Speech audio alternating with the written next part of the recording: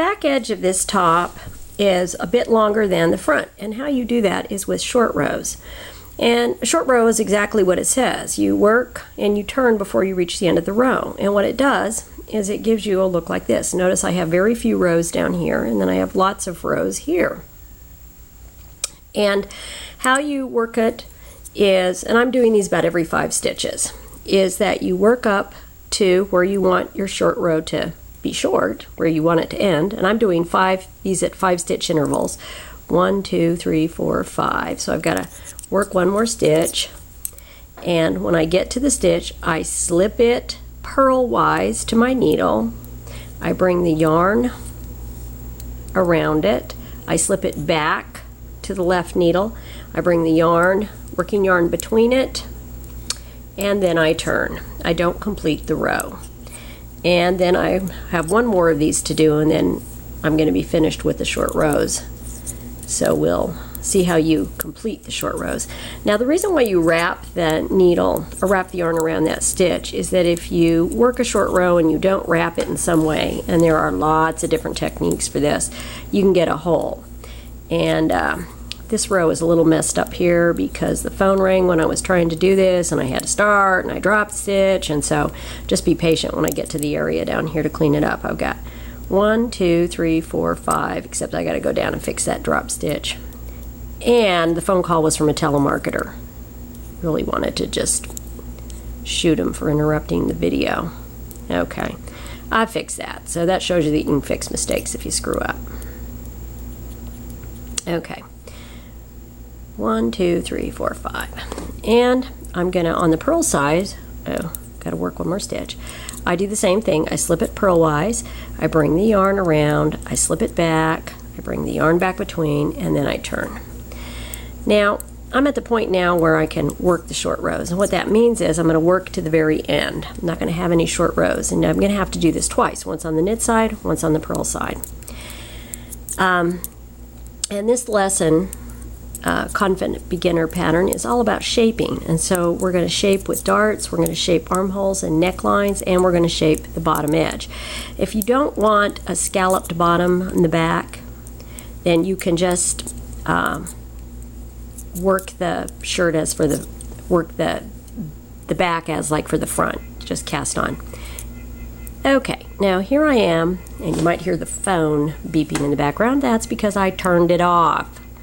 Okay, how I work the short row is, here's the little wrap. Get that closer so you can see it. I'm going to insert my needle in the wrap, I'm going to insert it in the stitch, and I'm going to knit them together. And notice that I've got a stitch there, and in the back, we'll see in a minute what I've got, is a little scallop. Work, work. I'm to the next one. I'm going to insert my needle into the wrap, insert it into the stitch, and knit it. Now, I'm going to cut these out later. I just put those in to show, so I could show you how often I was making them. One, and those are dental elastics. I use them all the time to remember things. Into the wrap, into the stitch, knit it, and there we go.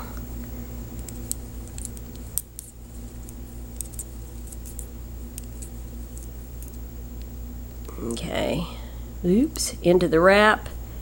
I'm going to get that thing off there, because that one, into the stitch, knit them together. I put some of those on later, and normally that I would have actually wound up knitting into the garment, which I didn't want to do. Okay, into the wrap, into the stitch. Oh, actually, I'll just go ahead and do it and cut it out. Okay, and we'll cut that out later.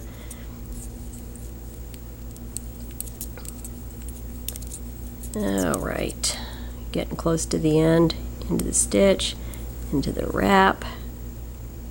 And again, just ignore those dental elastics. We'll cut those out. 1, 2, 3, 4, 5, and here's my last one, into the stitch, into the wrap, work it, and there we go. Now I'm ready to turn and work the purl side so that I can work to the end of that row. And these dental elastics, I'll just cut those out. Now, you might notice that I've got these funny little things right here. Those are where I've turned, and those will be what will prevent a hole from being in the work from the short rows. Okay, I'm going to work rapidly to the other side, and I'm not going to do all of the stitches. I'll just do a couple because basically you can see it's the same thing over and over again. And anyway, this is how you can get this effect of having the center of the back longer than the sides. And there are infinite number of uses for short rows. They're a very useful technique. And I'll be getting those dental elastics out of here. Don't worry about that.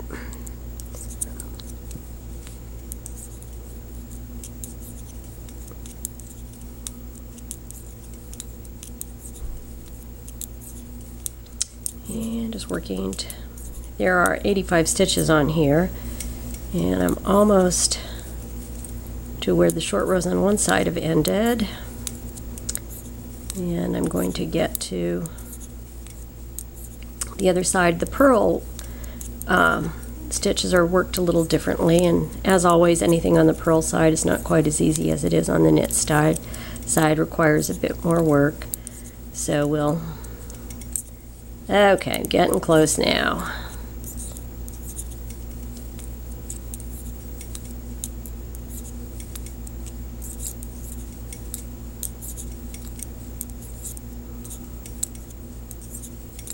Like I said, we're getting close now. There we go.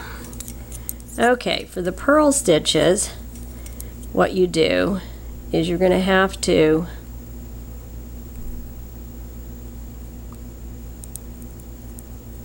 work those two together.